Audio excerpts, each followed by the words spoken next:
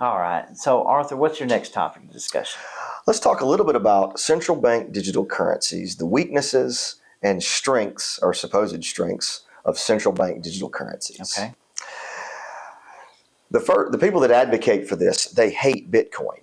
Why do they hate Bitcoin? Because it's decentralized, right? It's decentralized and they can't control it.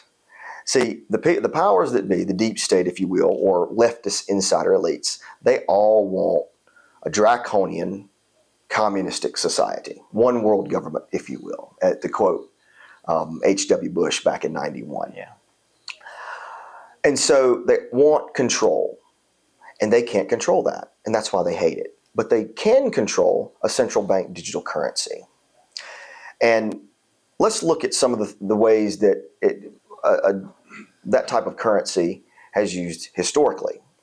Do we all remember the trucker convoy a couple of years ago in Canada? Right, up in Canada, yes. Okay. Absolutely. So how did they get the convoy to stop? They froze their money, their assets. Wow. What was And it, then they all went away. $9 million? Yep. They got all this up. So that right there shows you that it's all about control. Mm-hmm. It is convenient. Yeah, you swipe a card and you do that. And it's convenience. But I'm not going to sell my control over my wealth for convenience. Right. That's just like I said, that's Esau selling his birthright for a bowl of beans. Mm-hmm. You get a little bit of advantage and you lose all control over it. The next thing is they can see what you buy. That's right. Everything. So-and-so, he's bought a gun every week for the last 3 weeks. What's he up to? Mm-hmm. Let's freeze his bank account.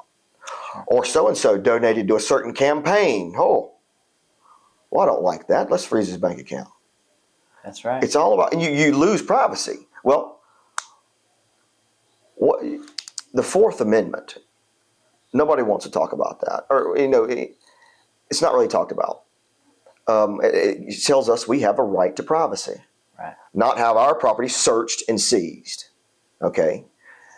That's a right to privacy. And that is a direct violation of our right to privacy by looking at what we're buying. It's nobody's business how many guns I have. It's nobody's business what I do with my money.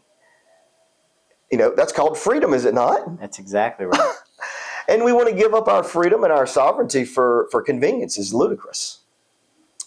And so that's one of the reasons that they want to control us, is because if there is an uprising, if there is pushback, they just freeze our bank accounts. Absolutely.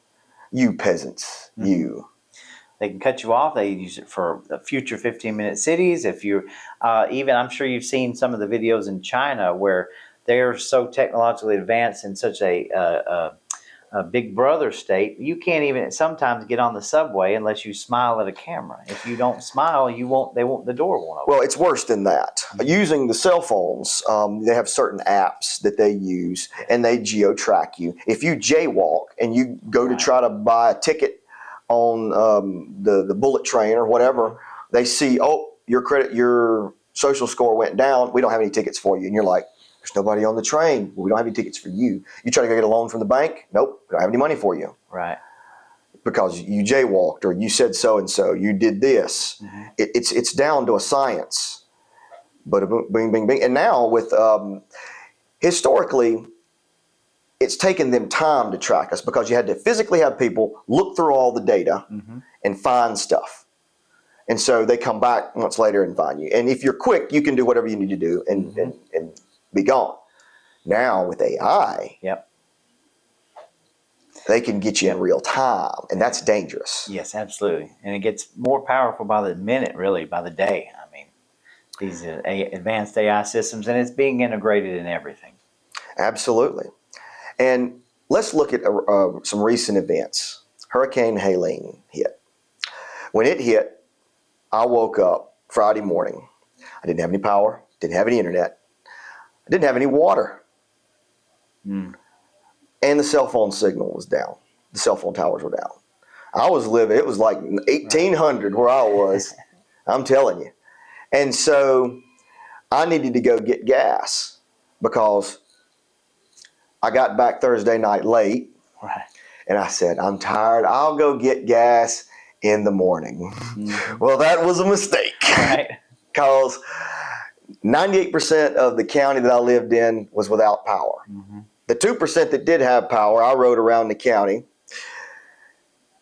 The 2% that did have power didn't have any gas because everybody had went to them to pump the gas. The gas stations that had gas didn't have any power, they couldn't pump the gas. Wow.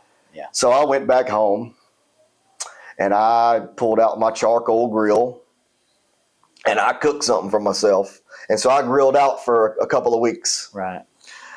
Now, what does that look like with a central bank digital currency? If there's no power, how do I go to the store and buy anything? Exactly. Oh, and by the way, the gas stations that did have power, their credit card machines were down. They were down, so they needed cash. Because they didn't have internet. Cash is king. That's right. Cash is king. And so the advantages of having something in your hand that you can hold far outweigh the convenience of swiping a card. Absolutely. And I get to spend some time with my kids rolling quarters and little things like that with all the change I have. That's right. But what happens? I watched a big fight in Bowling Springs, South Carolina over the gas pump. Guy went in to go pay cash for his gas, and a lady on the other side went around it and started pumping the gas that he paid for. He come out flaming mad, knocked her to the ground, grabbed the gas tank or grabbed the gas pump and pumped it in his tank, and she just got up, went and paid like it never even happened. She knew what she was doing. Right. And two guys fighting over gas because one of them pulled in front of the other one, skipped the line, and that's just a little thing. Right. What happens when it hits the fan? Oh yeah, when it's multiple cities, when they're affecting millions and millions of people, and all of a sudden you don't have any wealth, you can't buy anything. Right. What's going to happen then? The carnality comes out. Absolutely. And we've seen that in recent history, and so that's some of the stuff that's very, very dangerous. I've got to the point, anytime the government pushes anything, I'm just naturally inclined to say no. Sure. And our money system is very lucrative. Even the dollar. I can't print $100 bills. I can't counterfeit money. Why do they get to print it? I mean, really. Good point. Well, it's good for me, but it's not good for thee. Well, it also feels like we're kind of in a slow roll of this, right? We're social media, all of these things, these algorithms that collect all the data. It's always about the data, but no matter where you go to the grocery store, the gas pumps, they want you to input your information so they can see how many gallons of gas you buy. They want you to take your receipts home and scan them, and they'll give you $1 for it. But really what we're giving them is every bit of data about us, what we're eating, what we're buying, where we're at, the time of day, so that artificial intelligence can create a digital being of our own selves. It's really wild how they get us. The transhumanist movement, I think, is spawned out of atheism. Absolutely. They have no hope for life after death, and so they want a way to live on even after death. Yeah, that makes a lot of sense. It's crazy. And so there's some of your quick examples of the disadvantages and advantages of central bank digital currency, and I don't think it's a good idea at all. Yeah, absolutely. All right, I appreciate it. The legislature legalized unverifiable voting in 2000. Like you said, to Trump, but they're getting booty. He said, go out there and rob these houses and bring back the bounty, and then that'll pay your way. Because Republicans who get endorsement from Georgia carry that they mean anything. You can't sit on the sidelines any longer. You must get involved in the game. This is your sign.